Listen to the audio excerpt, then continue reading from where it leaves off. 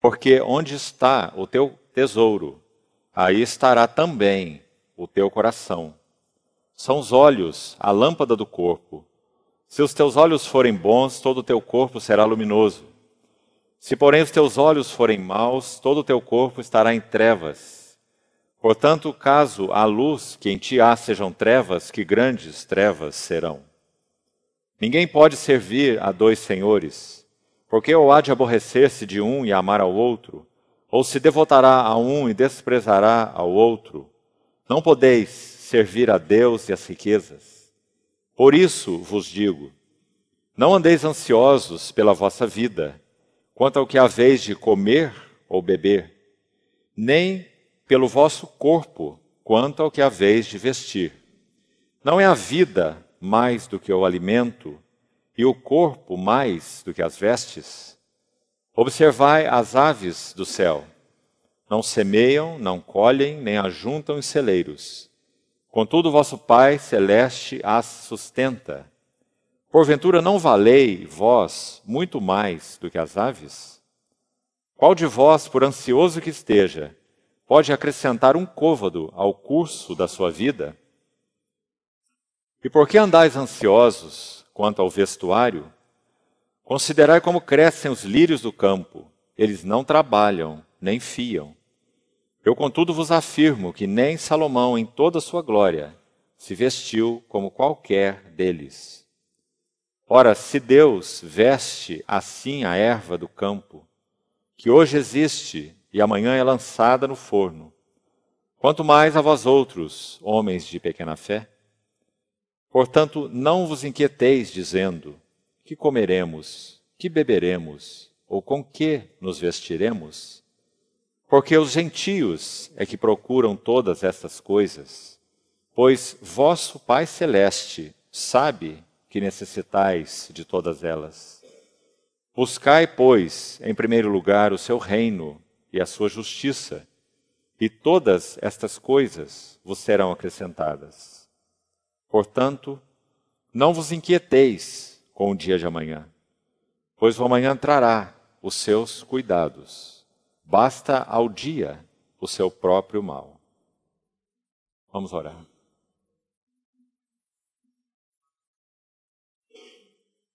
Querido Pai Celestial, nos apresentamos nessa noite em que nos sentimos congregados, convocados por um chamamento Teu mesmo, nos colocando juntos em torno da pessoa bendita, gloriosa, amável do Teu Filho. E é assim que nós te pedimos que o Senhor, por Tua graça, abra nossos olhos, para que possamos ver a beleza, a glória da Tua Palavra e recebermos Tua Palavra como semente plantada profundamente nos nossos corações. Dá-nos condições externas e internas, para que possamos receber a palavra do Senhor nos nossos corações nessa noite. Guarda-nos, Senhor, de todas as estratégias para roubar dos nossos corações a Tua palavra. Guarda-nos do maligno, guarda-nos de nossa carne, guarda-nos dos pensamentos voláteis. Mantém nosso coração, espírito e mente tranquilos e focados no Senhor mesmo. Nós te suplicamos Tua assistência para estas coisas, Senhor, sem a qual tudo será vão nessa noite. Por isso, prepara uma boa terra em nós e também entre nós, para que o Senhor possa semear a Tua palavra, e que o Teu nome seja glorificado, e que o Senhor obtenha fruto para o Teu nome, para a Tua glória, para o Teu testemunho. Assim te pedimos, no precioso nome do Senhor Jesus. Amém. Queridos irmãos, nós vamos dar um passo mais nesse capítulo, já que nós iniciamos isso em uma das reuniões anteriores. Compartilhamos algo contido nesse capítulo 6 de Mateus, mas não tivemos tempo suficiente para avançar com detalhes nesses versos, particularmente de 25, como você vê aí, até o verso 34, quando o Senhor trata de uma maneira tão especial, podemos dizer, tão linda, profunda, íntima, com seus discípulos, a respeito desse assunto tão palpitante nos nossos corações e vida diária chamado ansiedade. Não há nenhum capítulo na Bíblia que trate esse tema da ansiedade como esse pequeno trecho de Mateus 6, 25 a 34. Para que os irmãos tenham um exemplo disso, que isso é verdadeiro. A palavra ansiedade, na língua original, ela aparece nesse pequeno trecho 6 vezes. Temos 6 menções, veja bem. Desde o verso 25, nós não vamos localizá-las agora, vamos chegar lá daqui a pouco. E vamos citar todos os versículos onde aparece essa palavra. Desde o verso 25, vai examinando aí sua Bíblia, por favor, até o verso 34. Quando o Senhor inicia assim: por isso vos digo, não andeis ansiosos pela vossa vida. Então aí já está a primeira menção. E depois dessa nós temos mais 5 vezes. E observe que é num pequenino trecho, poucos versos, 6 vezes a menção dessa palavra. Ou seja, nosso Senhor está usando essa passagem magnífica. Vamos buscar entrar em alguns detalhes dela, para nos ajudar imensamente nesse assunto que é uma verdadeira moléstia no nosso viver diário, chamado ansiedades. Irmãos, é claro que esse assunto não é novo. Na verdade, podemos dizer que desde que Adão caiu, a ansiedade está aí. Porque a ansiedade é fruto do pecado. Nós somos por natureza ansiosos, porque nós somos por natureza pecadores. Então essa é a explicação mais básica que nós precisamos ter sobre a ansiedade. Se isso é verdadeiro, que acabamos de dizer, então não há ninguém que não tenha ansiedade. Porque não há ninguém que não seja um pecador, por natureza. Agora, essa é a má notícia. A boa notícia, na sequência, é que nós realmente podemos e devemos encontrar um caminho aos pés do Senhor. Aliás, esse aí é o único caminho e o único lugar, aos pés do Senhor, para que nós sejamos salvos de uma vida ansiosa. Para que isso fique bem claro e nós não estejamos aí com a mente e os pés no ar, mas sim com a mente no céu, mas o pé na terra, nós poderemos sim passar eventuais situações de ansiedade, ou talvez até de bastante ansiedade. Situações eventuais, pontuais. É possível, é plausível, é até podemos dizer de certa forma, e vamos frisar aqui de certa forma, aceitável. Já que o nível de ansiedade que temos é totalmente dependente da nossa jornada com o Senhor. Totalmente dependente da nossa maturidade espiritual. Quanto maior a maturidade espiritual, menor a ansiedade. Por causa do descanso que vamos progressivamente encontrando na absoluta soberania e governo do nosso Senhor a respeito de todas as coisas e de todas as pessoas. Por exemplo, quando Paulo fala sobre esse tema em Coríntios 8, ele fala em vários lugares.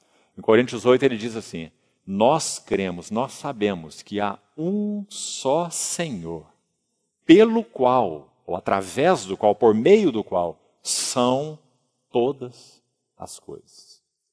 Então, para nós que pertencemos ao Senhor, se temos exercido uma correta vida de fé, nós sabemos que não há nenhum sequer acaso. Para nós não existe tal palavra chamada sorte. Então não existe também a outra, chamada azar. Essas são coisas que pertencem ao mundo. Para o cristão existem as determinações do Senhor. Agora, nosso Deus não é um Deus determinista. Qual é a diferença entre uma coisa e outra? Que para nós há as determinações do Senhor, e é isso que nos rege, mas ao mesmo tempo Deus não é determinista. O que isso significa? Qual é a diferença? Significa que Deus não predetermina as ações dos homens. Você ouviu bem essa frase, irmão? Deus não predetermina as ações dos homens. Porque se Deus predeterminasse as ações dos homens, então Deus seria autor do pecado. Concorda? É uma lógica irrefutável. Se Deus predetermina todas as ações dos homens, e as ações dos homens são más, em basicamente todos os aspectos, então Deus é o autor do pecado. Porque é Ele quem predeterminaria as ações dos homens. Então é muito claro nas Escrituras que não, Deus não predetermina as ações dos homens. Deus age na sua soberania absoluta sobre um homem responsável por todas as suas ações e que responde hoje e responderá a Ele por todas as suas ações. Então, o Senhor Jesus foi quem disse: pelas tuas palavras serás justificado e pelas tuas palavras serás condenado. Né? Então, que isso fique sempre muito claro para nós, esse equilíbrio fino, divino, entre a soberania de Deus absoluta que rege, governa, as determinações dos conselhos de Deus, que são irrevogáveis, né? Mas isso não torna Deus, é claro, autor do pecado, porque nessa sua soberania ele não predetermina as ações dos homens. Por exemplo, um exemplo clássico que mexe com todos nós se não entendemos bem o que nós temos colocado até aqui. Judas Iscariotes, o traidor. Nosso Senhor Jesus, quando ora em João 17, falando que ele protegeu todos os seus, e ele se refere ali particularmente aos seus 12, ele diz: eu os guardei, eu os protegi, e nenhum deles se perdeu. Lembra-se? João 17? Aí o Senhor diz assim: exceto o filho da perdição, para que se cumprisse a Escritura. Então aí nós ficamos com aquela pergunta. Se Deus predeterminasse todas as ações dos homens, então Judas estaria justificado. Porque ele poderia, naquele dia, diante do trono do Senhor, dizer: eu não poderia fazer outra coisa senão trair Jesus. Porque as minhas ações foram predeterminadas por ti, ó Deus. Compreendeu, irmão? Então Judas estaria justificado. Ele não teria nenhuma responsabilidade sobre as suas ações. Então está claro isso? Então, queridos irmãos, esse é o ensino bíblico consistente. Os conselhos de Deus são eternos, são irrevogáveis, serão cumpridos, mas isso não significa, ou seja, isso segue ao mesmo tempo com a outra verdade de que Deus criou um homem responsável, sempre. Então, vamos manter essas duas coisas juntas, porque elas são de grande poder salvador para os nossos corações. Para que não imputemos a Deus as nossas faltas, não é? Ele é santo, santo e santo. Ao contrário de ser autor e responsável por nossas faltas, é Ele quem nos dá suprimento para nós andarmos nos caminhos dEle. Não é? Então, nós cristãos somos supridos por essa sua plenitude, da qual recebemos graça sobre graça, como João vai dizer no seu evangelho. Né? Então não vamos alongar nesse assunto, porque, de certa forma, muito sobre isso nós já temos falado entre nós. A mantermos com cuidado essas duas linhas paralelas, caminhando juntas. Né? Deus sempre fará, no tempo dele, o que ele quer e como ele quer. Mas isso não significa que ele violará a responsabilidade do homem. Muito importante. Em Êxodo é dito várias vezes que Deus endureceu o coração de Faraó. Deixa eu citar mais um exemplo para você. Aí você pode dizer: então Faraó também está justificado. Nada do que ele fez será imputado falta a ele diante do Senhor, porque foi Deus que endureceu o coração de Faraó. Não está escrito isso no livro de Êxodo? Está. Só que preste atenção. Muito antes desse versículo, ou dessa citação aparecer no livro de Êxodo, você vai encontrar uma menção em Êxodo 3,19, quando nem Moisés havia se apresentado a Faraó ainda. Ele está conversando com o Senhor, ali naquela sarça que ardia e não se consumia, em Êxodo 3. Ele não foi nem ao Faraó ainda. E olha o que o Senhor diz para Moisés, escute com atenção. Eu sei, o Senhor dizendo a Moisés, eu sei que Faraó não vos deixará ir. Quando você for diante dele e disser para ele: deixa ir o meu povo. Isso está no capítulo 5 de Êxodo. Ocorreu então, claro, posteriormente. Em outras palavras, o Senhor está dizendo, quando você, Moisés, chegar diante de Faraó e disser para ele, o Senhor, Deus de Israel, disse, deixa ir o meu povo, para que me celebre uma festa no deserto. O Senhor já havia dito antes disso para Moisés. Eu sei que Faraó não vos deixará ir. Compreendeu? Por quê? Porque o Deus todo sábio, onisciente, onipotente, onipresente, ele conhece o coração de Faraó. E ele sabe que Faraó não deixaria o seu povo partir do Egito, a não ser que as 10 pragas acontecessem, e ele fosse quebrado, não é? Então um processo duplo aconteceu. Por um lado, o coração obstinado de Faraó resistiria a deixar o povo sair, e por outro lado, Deus, nos seus juízos, ele então operaria em Faraó para que esse coração endurecido de Faraó permanecesse endurecido e uma praga sobre outra praga acontecesse sobre o Egito até a morte dos primogênitos, inclusive o filho de Faraó, não é? Para que o coração de Faraó fosse finalmente, de certa forma, quebrado e ele deixasse aquele povo ir. E nós dizemos, de certa forma, porque posteriormente ele persegue o povo. Você se lembra? E o mar se abre, e o povo de Deus passa, e o exército de Faraó é submergido naquelas águas. Tão obstinado era o seu coração. Não é? Então você vê muito claramente essa interação entre o Deus soberano. Ele não fez o que ele disse para Moisés, ele não livrou seu povo, ele não era isso que ele iria fazer, e ninguém impediria que ele fizesse. Esse não é o seu braço forte, esse não é a sua mão estendida. Se o Senhor estende a sua mão, quem poderá lhe resistir? Não é? Mas ao mesmo tempo, Faraó tem responsabilidade pelo seu coração obstinado, o qual Deus conhecia antes da história começar. Por isso ele disse para Moisés o que nós já falamos, eu sei que Faraó não vos deixará ir, não é? Então o Senhor tratou com ele em juízo, tornando essa obstinação mais evidente, mais clara. Deus endureceu o coração de Faraó. Faraó endureceu seu coração e Deus endureceu o coração de Faraó. Até que finalmente o povo então foi liberto. Mais uma vez a obstinação de Faraó se manifesta, como já falamos. Ele persegue o povo e finalmente o Senhor liquida aquele assunto, submergindo Faraó nas águas do Mar Vermelho.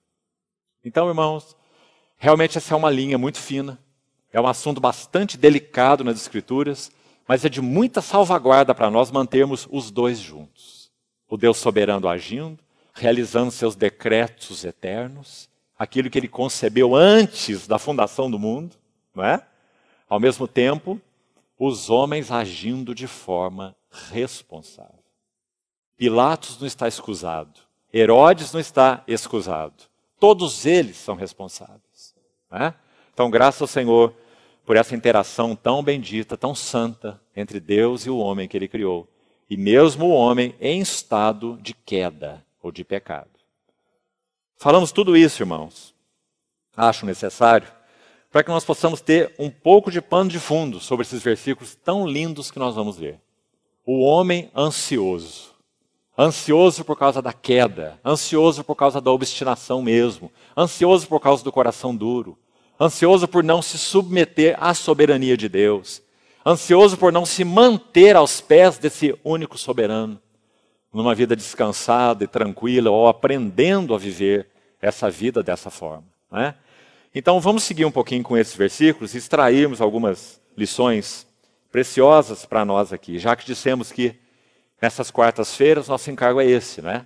Estudarmos alguns ensinos do Senhor específicos dentro dos 4 evangelhos e examinarmos alguns encontros do Senhor com diversos tipos de pessoas nesses 4 evangelhos, que tem muito, muito para nos falar sobre a glória do evangelho, para que nós possamos avançar como aqueles que já receberam o Senhor no seu coração e para que aqueles que ainda não receberam o Senhor no seu coração possam, pela graça de Deus, encontrar um caminho de encontro pessoal, íntimo com o Senhor Jesus, através então desses estudos e meditações que nós temos tido já nessas quartas-feiras.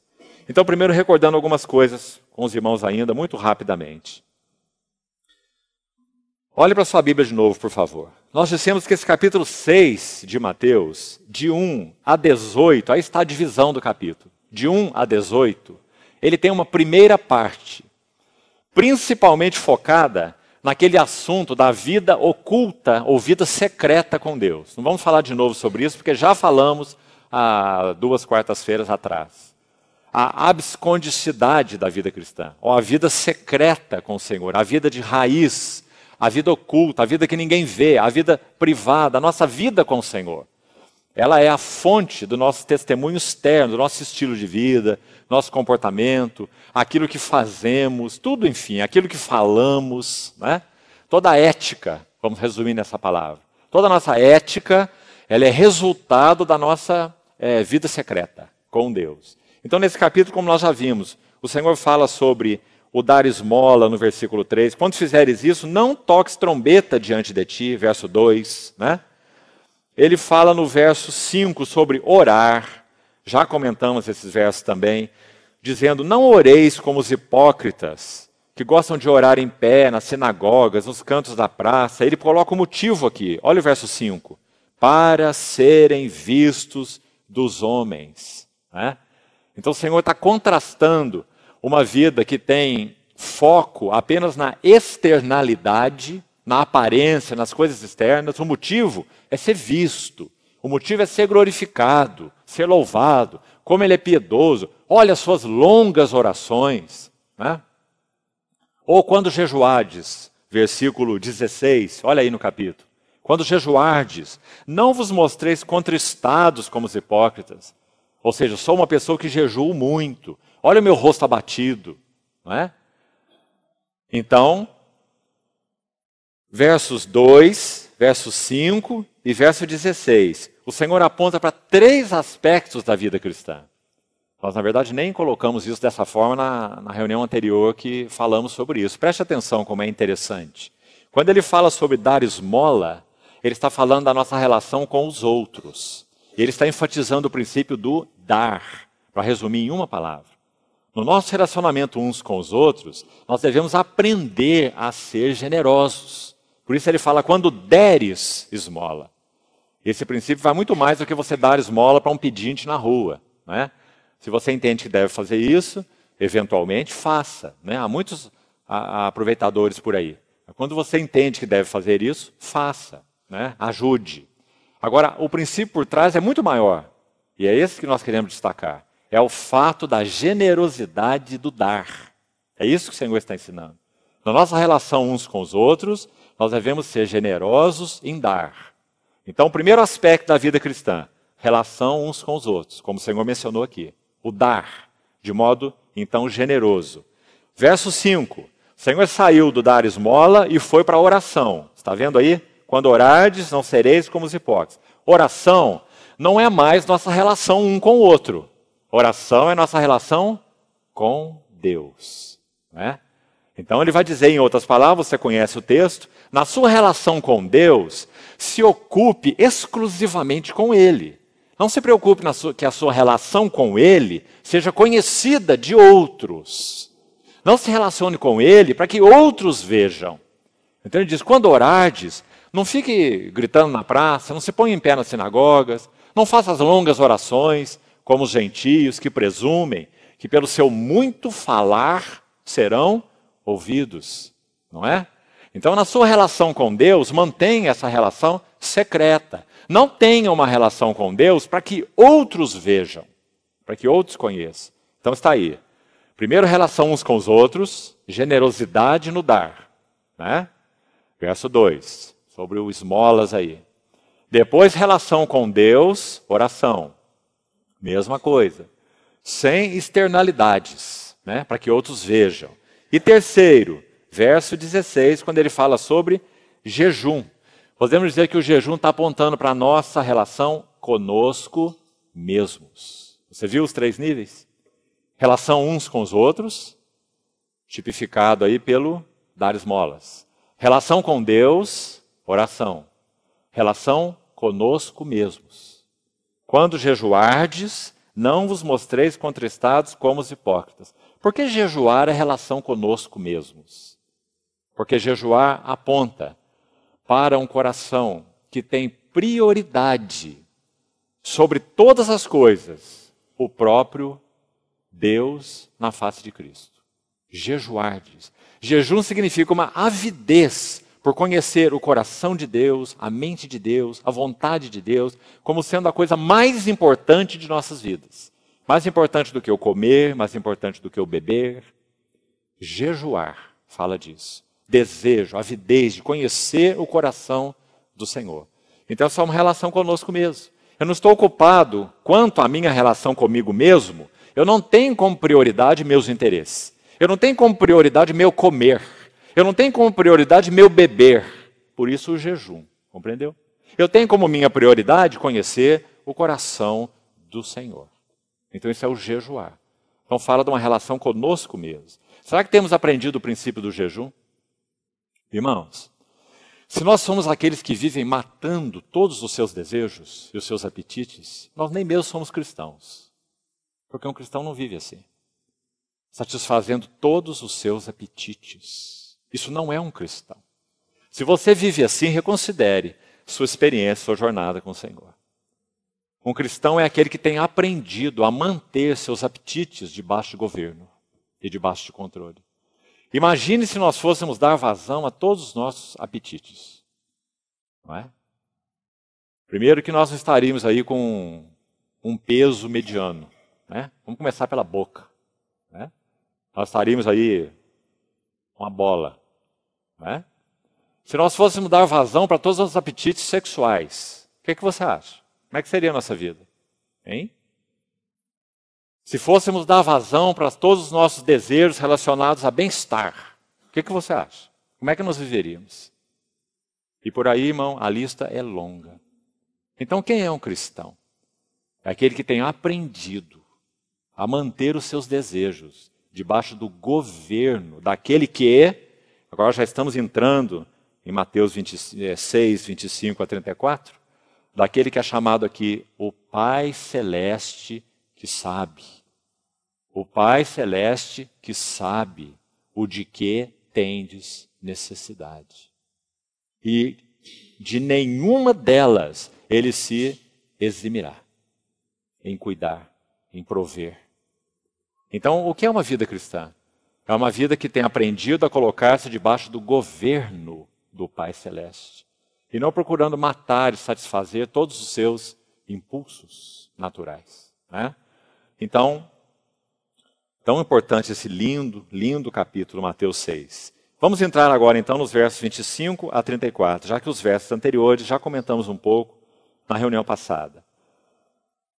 Verso 25 então, amados irmãos, vamos começar localizando onde estão as 6 vezes, onde essa palavra traduzida aqui no nosso português de 3 maneiras diferentes, muito interessante terem sido traduzidas assim, porque nós obtemos lições de todas essas 3 formas que elas foram traduzidas, mas é uma palavra só na língua original, é a mesma palavra. Então vamos lá localizá-la.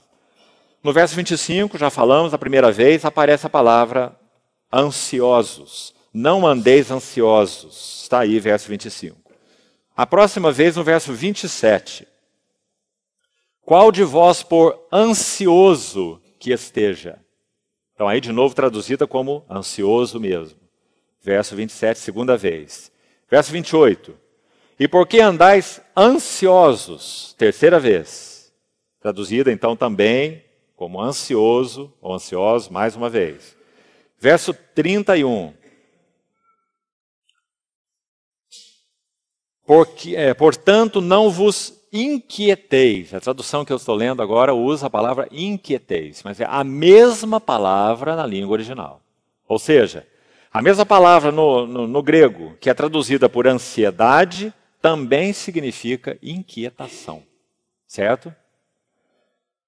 E agora nós temos 2 vezes no verso 34. Portanto, não vos inquieteis. Está vendo aí? Repetiu a palavra do verso 31. Inquietação. Não vos inquieteis com o dia de amanhã, pois o amanhã trará os seus cuidados. Não sei se é essa palavra também que você tem aí na sua Bíblia. cuidados. Né? É a mesma palavra, de novo, traduzida como ansiedade. Então podíamos ler esse versículo assim, 34. Portanto, não andeis ansiosos, ou não vos inquieteis com o dia de amanhã, porque o amanhã trará as suas ansiedades.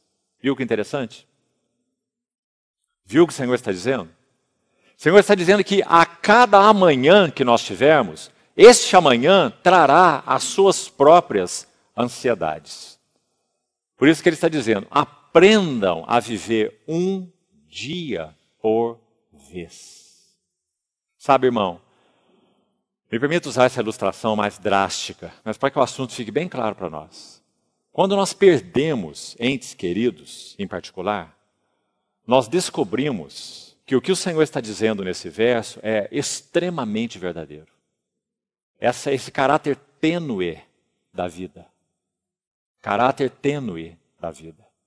E por que o Senhor quis nos ensinar a viver cada dia?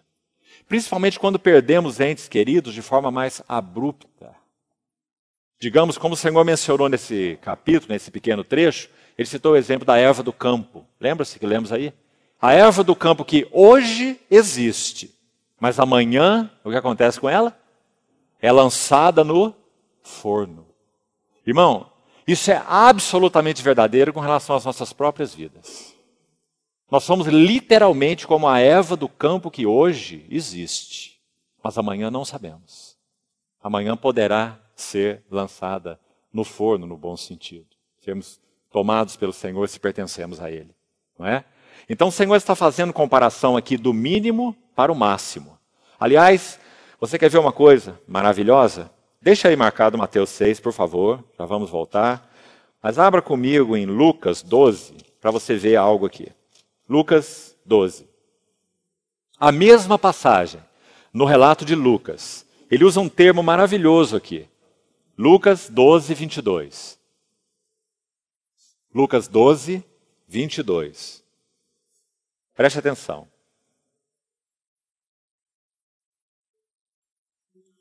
A seguir dirigiu-se Jesus a seus discípulos, dizendo: Por isso eu vos advirto, não andeis ansiosos pela vossa vida, quanto ao que haveis de comer, nem pelo vosso corpo, quanto ao que haveis de vestir. Porque a vida, veja de novo, aqui, ele vai do mínimo para do menor para o maior. Ou no caso aqui, né, do maior para o menor. Ele põe a vida primeiro, o maior, é mais do que o alimento. E o corpo, o maior, é mais do que as vestes, que são o menor, claro. Agora veja, observai os corvos, os quais não semeiam nem ceifam, não têm despensa e nem celeiros. Todavia Deus os sustenta. Quanto mais valeis do que as aves? Qual de vós, por ansioso que esteja, pode acrescentar um côvado ao curso de sua vida? Agora, olhe bem, o verso 26 que é o nosso foco aí. Se, portanto, nada podeis fazer quanto às coisas mínimas. Olha essa expressão. Apareceu em Lucas, lá no texto de Mateus você viu que não tem, não é? Então o texto de Lucas está enriquecendo ainda mais o texto de Mateus. O que o Senhor chamou de coisas mínimas? Ele chamou de coisas mínimas as vestes, que estão lá no verso 23, e chamou de coisas mínimas o alimento. Agora, se você examinar o que significa coisas mínimas, a palavra que foi usada aqui, ela é muito interessante. Significa mínimas, ou pode significar, depende do texto onde ela está, né? Mínimas em tamanho, mínimas em quantidade, e agora nesse texto aqui, só essa forma possível de traduzir, significa mínimas em dignidade. Então essa palavrinha, na língua original, pode ter o significado de mínimo em 3 sentidos. Mínimo em tamanho, mínimo em quantidade, e para esse texto aí é mínimo em dignidade. Por quê? As vestes são menos dignas do que o corpo. Claro, o corpo é mais digno do que as vestes. E a vida é mais digna do que o alimento. Compreendeu? Então o Senhor está dizendo, se Ele cuida das coisas mínimas em dignidade, Ele não cuidará das coisas máximas em dignidade, que são a nossa vida, e para o Senhor, graças a Deus, veja isso aí, o nosso próprio corpo, foi o que ele disse aí. Para ele é máximo em dignidade. Amados irmãos, você percebe que se o nosso coração não avançar realmente em revelação espiritual aos pés do Senhor sobre essas coisas, nós não conseguimos encontrar descanso? Nós vamos correr para manter esse nosso corpo aquecido, para continuar com essa figura, né? Mas se abrir nosso guarda-roupa, não está cabendo os agasalhos, né? Nós vamos correr para manter esse corpo aquecido e vamos correr para manter essa vida sustentada. Enquanto nosso Senhor disse assim, observai as aves do campo. O que ele quis dizer? Que nós não precisamos trabalhar. Sabe, irmão, eu já ouvi pessoas ridicularizarem, para ser honesto, cristãos, ridicularizarem um versículo de um salmo, que diz assim, aos amados do Senhor, Ele dá o pão enquanto dormem. Então essa pessoa ridicularizando assim, eu preciso dormir mais, para que o Senhor me dê mais pão. Ele não está entendendo nada do que o Senhor está falando. Paulo, na sua epístola, disse assim, aquele que não quiser trabalhar com suas próprias mãos, ele também não coma. Não é? Porque não é digno de um cristão verdadeiro, que ame o Senhor, que ele seja um ocioso ou um vagabundo, que não queira nada com trabalho. Não é? Então a Bíblia nunca ensinou isso. Dorme mais para você ter mais sustento. Não é isso que o Senhor está dizendo. Sabe o que ele está dizendo?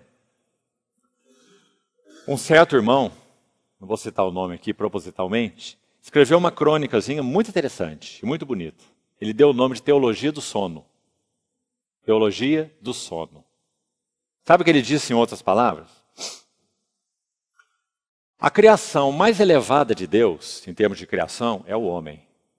Não há nenhum ser à imagem e semelhança de Deus que não o homem. Nem mesmo os anjos têm a dignidade do homem. Que é o homem que dele te lembres, ou o filho do homem que o visites. Não é? Então a dignidade do homem é a maior. O Espírito de Deus, por exemplo, só habita em homens e mulheres, não habita em anjos. Não é? Então a dignidade máxima da criação é o homem e a mulher, é claro. Né? Agora, se é assim, por que nós dormimos? Você já pensou sobre isso? Por que nós dormimos? 1/3 da nossa vida nós passamos em cima da cama, dormindo. Você não acha isso quase que um absurdo? Nós podíamos ser muito mais produtivos. Nós podíamos pregar muito mais o Evangelho. Se o Senhor nos criasse seres insones, que não fossem para a cama e ficassem lá 8 horas, não é? Como a maioria fica. Cavalo não fica esse tempo, não é? Ganso também não fica, nem passarinho. Eles são muito inferiores a nós. Mas nós somos os seres mais elevados e os que mais dormem. Isso é perda de tempo, irmãos? Por que Deus faz uma coisa dessa? Não é? Seria uma maravilha se nós não precisávamos dormir, você não acha? E nem tivéssemos sono, claro. Nós íamos fazer tanta coisa, não é? Mas por que o Senhor nos põe para dormir? O ser mais elevado da criação dorme 1/3 da vida. Irmão, cada noite, o Senhor coloca o ser mais elevado da criação na cama e diz assim, você é totalmente dependente de mim. Eu sou a tua fonte de provisão e de sustento. Você não pode fazer nada com teus próprios esforços. Você dorme 1/3 da vida para que você saiba que quem te sustenta sou eu. Se você não dormisse, você ia trabalhar 24 horas. Alguns aqui, se não dormisse, ia trabalhar 24 horas. Né? Com certeza. Já trabalha 12, 14. Né? Então, o Senhor nos coloca na cama para nos dizer, eu sou soberano. Eu cuido de você. A tua força não está no teu braço. O pão que você come não é resultado exatamente do teu suor. É resultado da minha graça. Eu que te concedo tempo, eu que te concedo energias, eu que te concedo saúde, eu que te concedo tudo. Todas as tuas fontes estão em mim. Então esse irmão acordou de madrugada, perdeu o sono, e estava meditando e escreveu uma crônicazinha chamada Teologia do Sono. Muito bonita, muito inspiradora. Né? Aos seus amados ele o dá enquanto dormem. Ou seja, descansa teu coração naquele que te cuida. Não ache que é teu braço que te sustenta. Então, amados irmãos, isso é o que o Senhor está nos ensinando nessa linda passagem de Mateus capítulo 6. Então vamos tomar cuidado para não colocar algo que poetas dos séculos e séculos têm ficado boquiabertos, até mesmo não cristãos, né, com a maravilha desse ensino do Senhor, que nós cristãos guardemos o nosso coração de ridicularizá-lo. Mas compreender o que o Senhor quis dizer para nós quando Ele diz, olha as aves do céu. É você que cuida delas? É? Você que dá água para elas todo dia? Você que dá o alimento para elas? No fundo da minha casa tem um caquizeiro. E o caqui, ele faz as estações do ano de modo perfeito. Né? Eu enxergo a árvore assim, um close. Parece um quadro lindo da janela do fundo da minha casa. E aquele caquizeiro faz as estações do ano perfeitamente. No inverno, agora, parece que ele está morto. Não há uma folha sequer. Absolutamente seco no inverno. Porque ele está se protegendo. Quando o inverno passa, então entra a primavera, ele começa a florescer, e no outono vai frutificar. Exatamente no outono ele vai dar frutos. É uma árvore que faz as estações de modo perfeito. Agora, há alguns caquis que nascem tão altos que a pessoa que quer colhê-los usa uma vara de bambu enorme com uma gaiolinha na ponta, né, aquele colhedor de frutos, para tentar alcançar aqueles caquis, mas eles estão tão altos que ela não consegue. Fica quase impossível. Sobe na árvore, como já aconteceu, mas não consegue alcançar aqueles galhos mais altos. Mas todos os dias, dezenas de pássaros e bandos de tucanos vão se alimentar dos caquis que estão nas regiões mais elevadas. Porque nosso Pai Celestial as sustenta. Então o que é dito no versículo 25? Por isso eu vos digo, não andeis ansiosos pela vossa vida, quanto ao que haveis de comer ou beber, nem pelo vosso corpo, quanto ao que haveis de vestir. Não é a vida mais do que o alimento? Aquilo que em Lucas foi chamado de coisas mínimas, né? Alimento e vestes. E o corpo não é mais do que as vestes? Agora quero chamar a atenção dos irmãos para 3 palavras. Já citamos aí onde está a palavra ansiedade, 6 vezes. Agora eu gostaria de chamar a atenção para 3 palavras muito preciosas e que vão nos ajudar muito também na nossa meditação. A primeira está aí agora, no verso 26. Localize aí. Observai. A segunda, deixa eu já citá-la para os irmãos. Depois vamos explicá-la. Verso 28. E por que andais ansiosos quanto ao vestiário? Considerai. Está vendo aí? Verso 28. Considerai. Então, vamos dizer o que ela significa. E por último, no verso 33, nós temos a palavra buscai. Então vamos separá-las desse texto. Primeiro, observai. Depois, considerai. E por último, buscai. Uma sequência de ensinos, irmão, maravilhosa. O que é observar? Depois do Senhor falar sobre o comer ou beber, o vestir, o alimento, verso 25, né? Então ele usa a palavra observai as aves do céu. O que significa essa palavra observar? Perceber, notar, observar mesmo, contemplar. O Senhor está chamando nossas atenções para uma lição que Ele está nos dando dia após dia, cada manhã. Ele está dizendo assim, não deixe que esse fato passe despercebido para você. Observai, contemplai, perceber, discernir claramente. Esse é o sentido da palavra observar. Agora, a próxima palavra considerai, olha o verso 28, ela seria uma consequência da primeira. Se nós observamos no sentido de contemplar, no sentido de perceber, no sentido de discernir, então a próxima palavra, considerai como crescem os lírios do campo, fala de aprender totalmente. Então não é a mesma palavra na língua original, um passo a mais foi dado. Se nós observamos, vamos entender assim, essas aves do céu e os cuidados do Senhor com as aves do céu, Então ele está nos ajudando aí num passo mais. Porque, digamos, as aves do céu são seres mais elevados do que as ervas do campo. Não é? Então, primeiro ele diz, observem as aves do céu. Contemplem, percebam. Agora, no verso 28, ele desce ainda mais. Ele diz, considerai como crescem os lírios do campo. Não é? Então podemos dizer, um pássaro voa para buscar o seu alimento. Não é? Ele é mais elevado. Agora, um lírio do campo, ele cresceu ali, não sai do seu lugar, né? Hoje existe e amanhã é lançado no forno. Então você vê que o Senhor está aprofundando o ensino dele. Ele sai desses pássaros com vida mais elevada, que tem condição de sair para ir, digamos, buscar o alimento, e ele vai para a erva do campo. E na erva, ele usa uma palavra para nos chamar mais atenção. Então, primeiro, observem as aves, note, perceba, contemple. Mas agora ele vai dizer, aprenda totalmente. É o sentido de considerai. Aprenda totalmente. E também tem o sentido de note cuidadosamente. Por quê? Vamos ler o verso 28. Por que andais ansiosos quanto ao vestuário? Considerai como crescem os lírios do campo. Eles não trabalham e nem fiam. Podemos dizer que os pássaros, de certa forma, trabalham, né? Eles vão buscar o alimento. Mas os lírios do campo, não.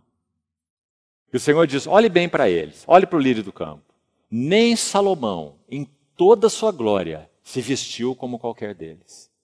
Em outras palavras, o Senhor está dizendo assim, ninguém pode tecer uma vestimenta como essa.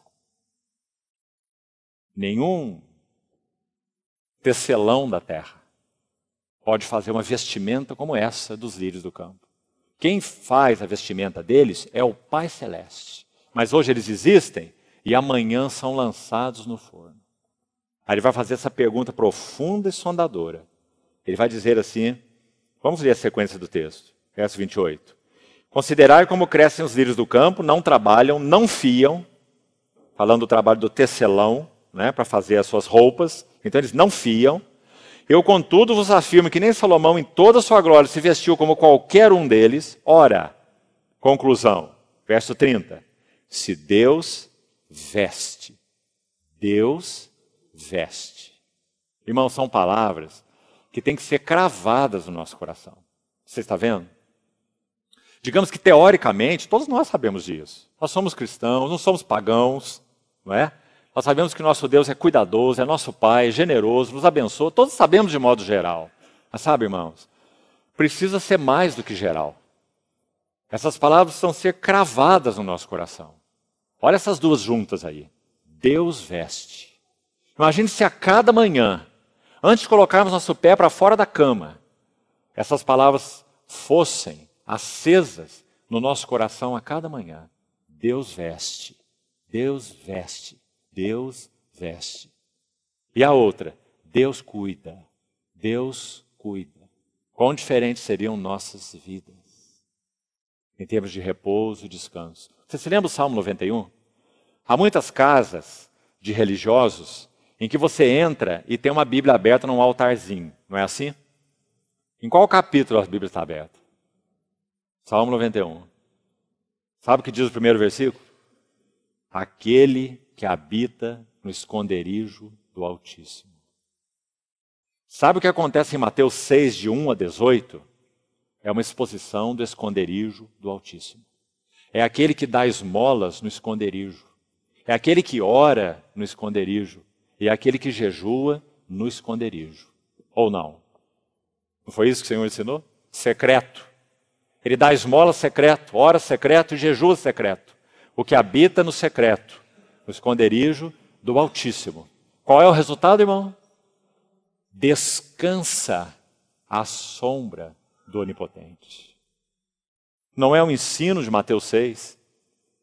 Se nós encontramos habitação no esconderijo do Altíssimo, nós não viveremos vidas ansiosas. Esse é o ensino de Mateus 6. Se nós perdermos o esconderijo do Altíssimo, nós viveremos vidas ansiosas. Então você tem Mateus 6, duas partes, 1 a 18 e 19 a 34.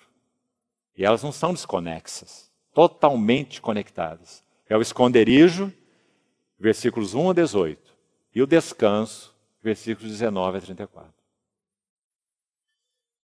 Então, se Deus veste assim a erva do campo, verso 30, aí nós estávamos.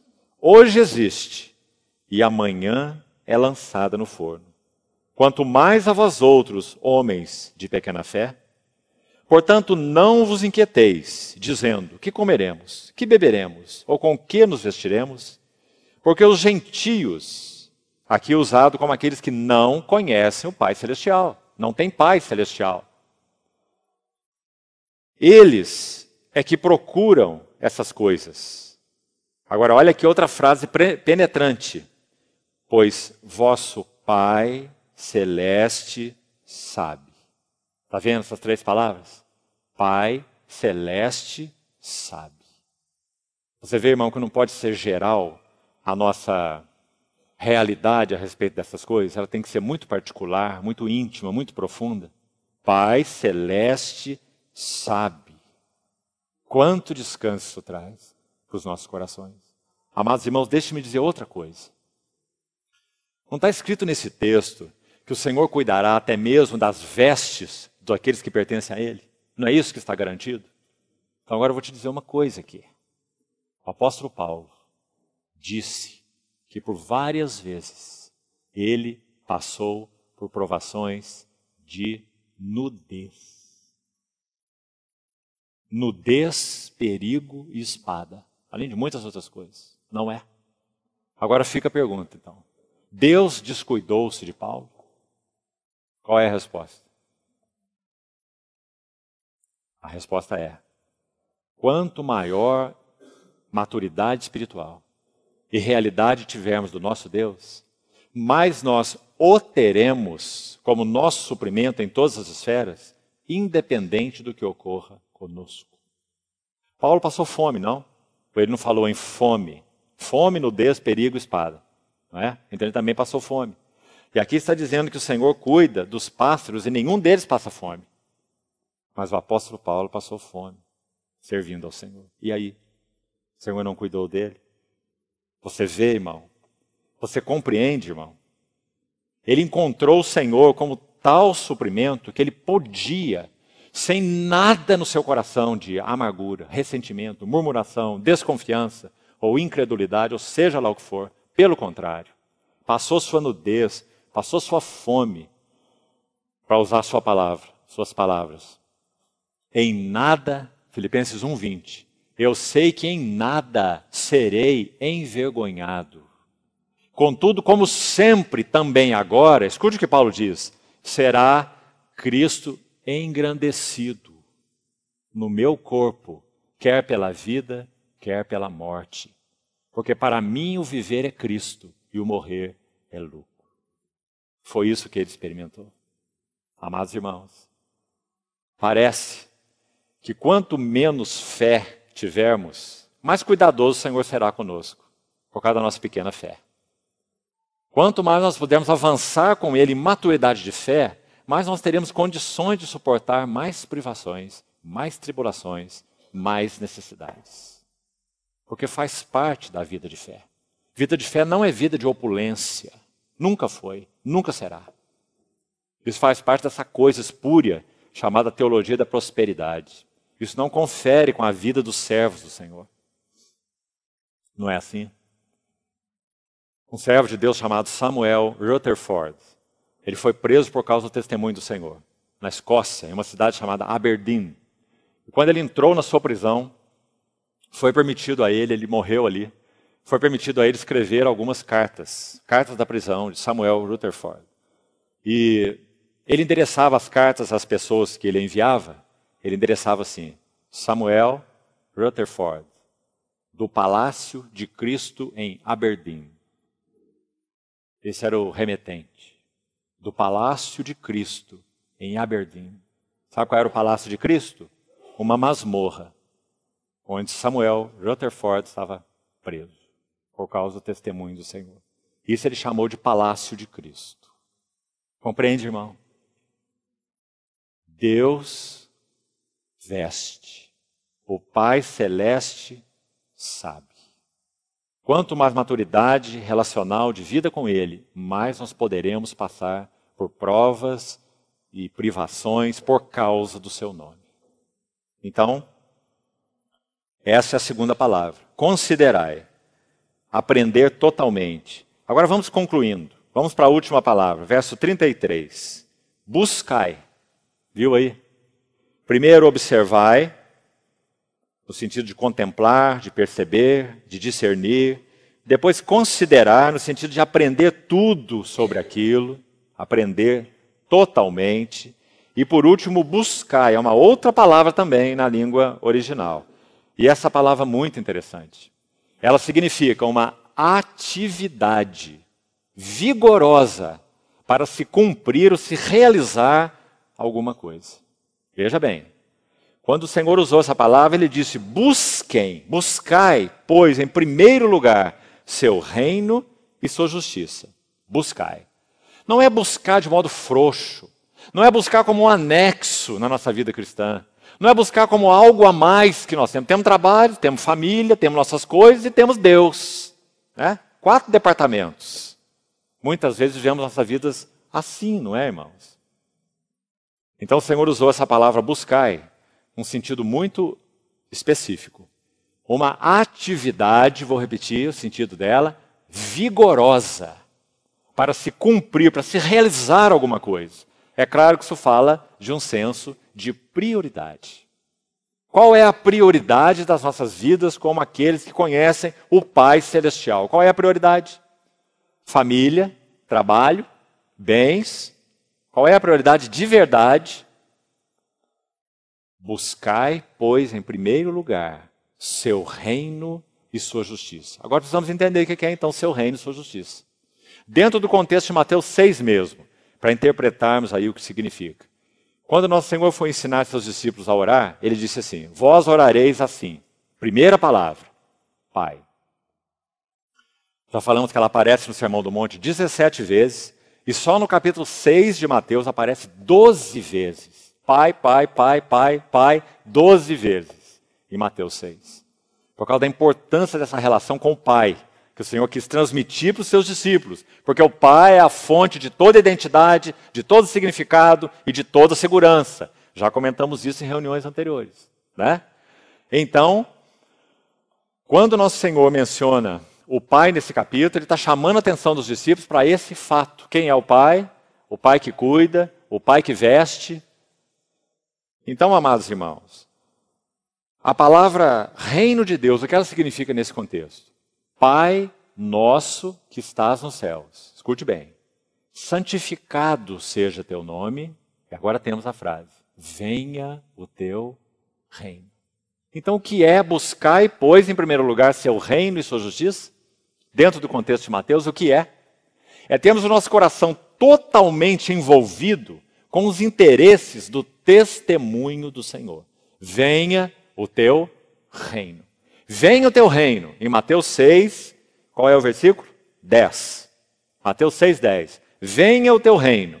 E, verso 33, buscai, pois, em primeiro lugar, o seu reino, significa exatamente a mesma coisa. Buscar o reino de Deus significa, nosso ávido desejo é que o reino dele seja estabelecido nessa terra. Número 1, no meu coração. Antes santificai a Cristo como Senhor nos vossos corações, vai dizer Pedro, não é isso? Segundo, nas nossas famílias. Que o Senhor seja entronizado em nossas famílias.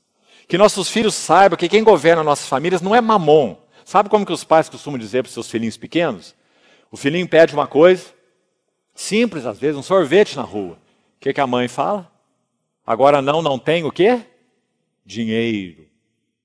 Aí o que o filhinho lê? Ai, quando eu tiver dinheiro, vou comprar todos os sorvetes do mundo.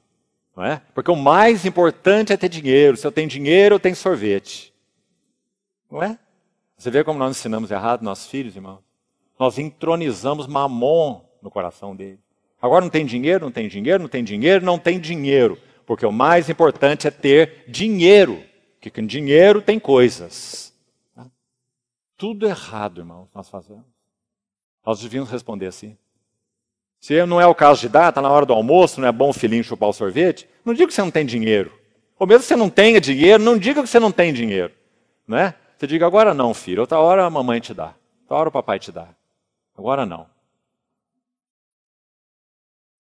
Que coisa terrível, amados irmãos. Esse senhorio de Mamon nos nossos corações.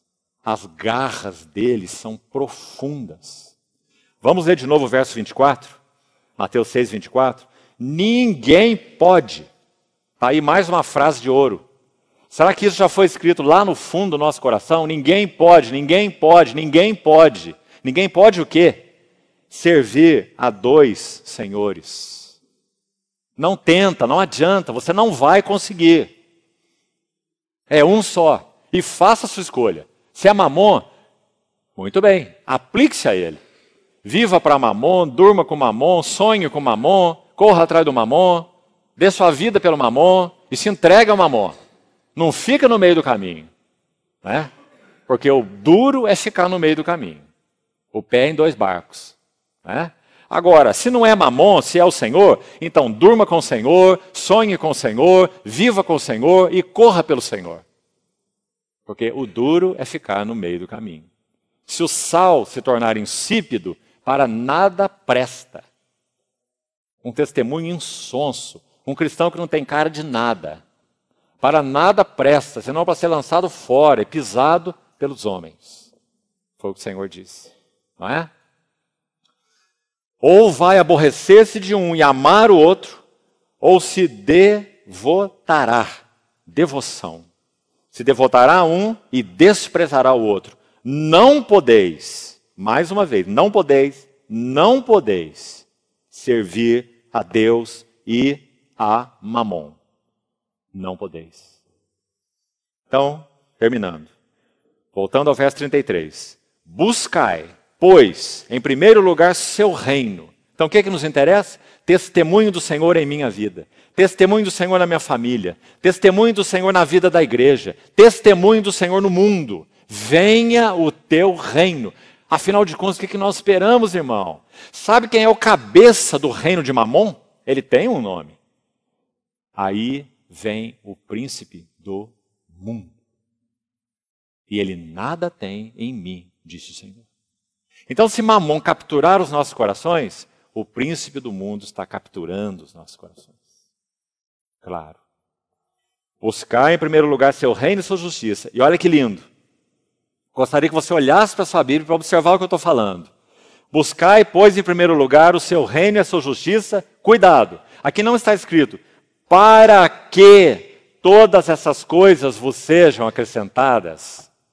Senão Deus seria um meio. Ah, sim, eu vou buscar o seu reino, eu vou buscar a sua justiça para que todas essas coisas me sejam acrescentadas.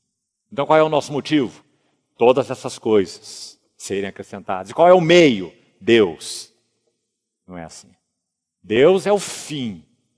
E essas coisas são meios. Então ele diz, aplique teu coração. Busque avidamente. Como diz que a palavra buscar aí significa. Uma atividade vigorosa do seu coração. Busque em primeiro lugar seu reino e sua justiça. E todas essas coisas. Não é para que sejam acrescentadas. É e todas essas coisas vos serão acrescentadas. E aí, irmão, nosso bondoso Pai Celestial sabe como que Ele acrescenta à vida de cada um de nós. Ele sabe muito bem.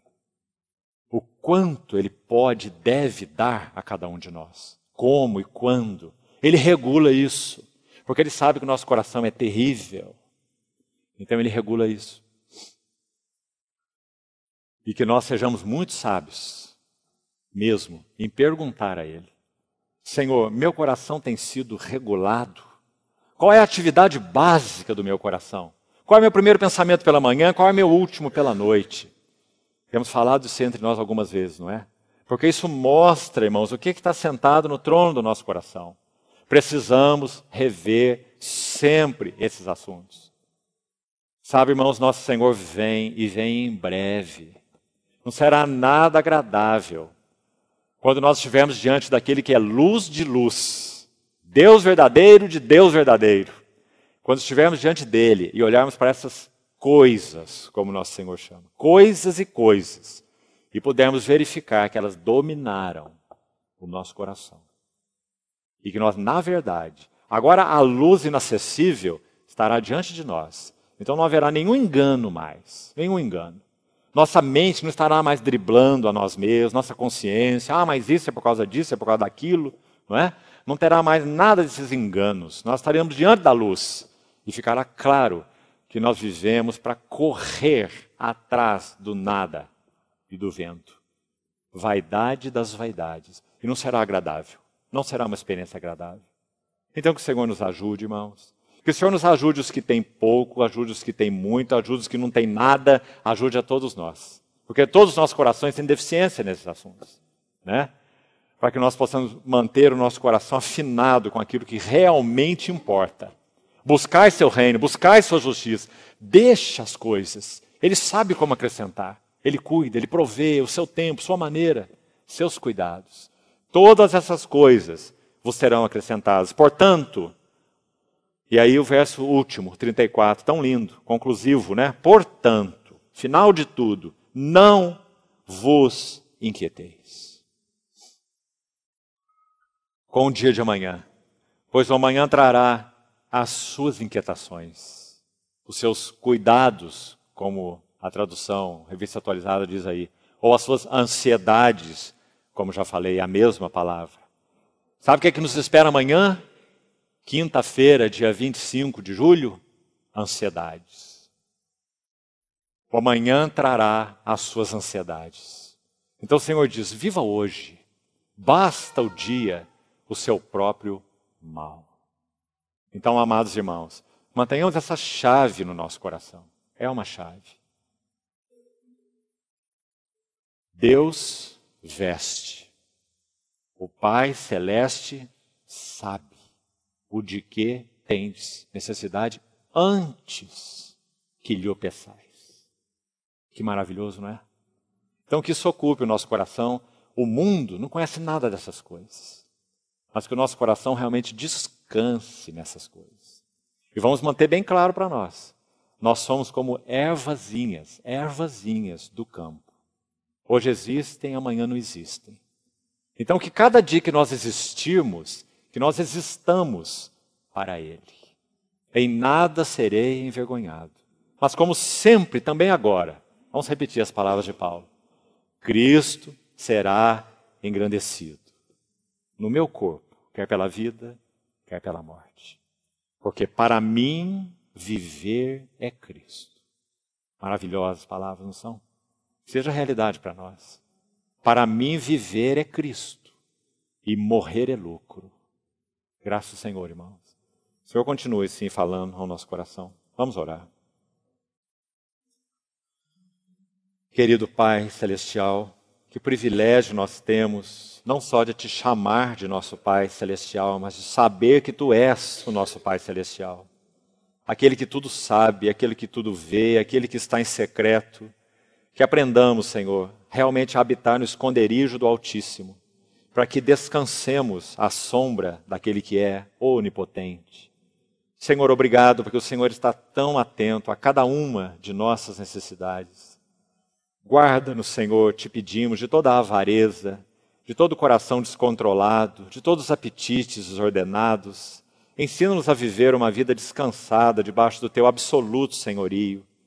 O Senhor conhece, o Senhor governa tudo e todos. O Senhor tem seu tempo e seu modo. Seus caminhos são bons e aprazíveis. Sua vontade é boa, agradável e perfeita. Ó Senhor, que essas palavras sejam escritas profundamente no nosso coração.